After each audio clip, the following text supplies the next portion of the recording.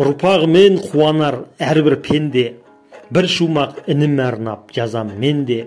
Әр үйдің еркелеткен соңғы төлі, қуантқан қылығымен біздің кенже. Еркелетіп сүйеді кенже тайын, теңеу таппай балайды күнмен айым. Дүбірлетіп жайлауын ақтеректің, мінеді ұзақ күнге асаутайын.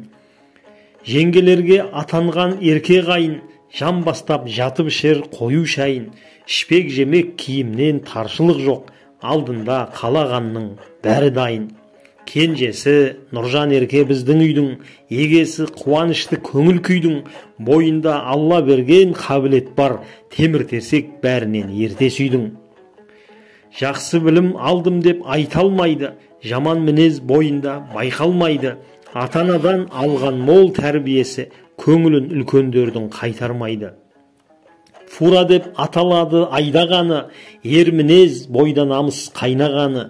Грузия, Ресей менен Қытай, түрік сапарда бәрін бірдей айналады. Сапарларың әрдайым болсын сәтті, еңбекпен тапқан нанның дәмі тәтті. Тепсе темір үзетін небір ерлер, өткізіп өмірлерін бекер жатты. Олжамен елге аман оралыңдар, жауын қар жолда небір бораның бар. Тілек тілеп отырған сендер үшін артыңда қазақ дейтін қорғаның бар.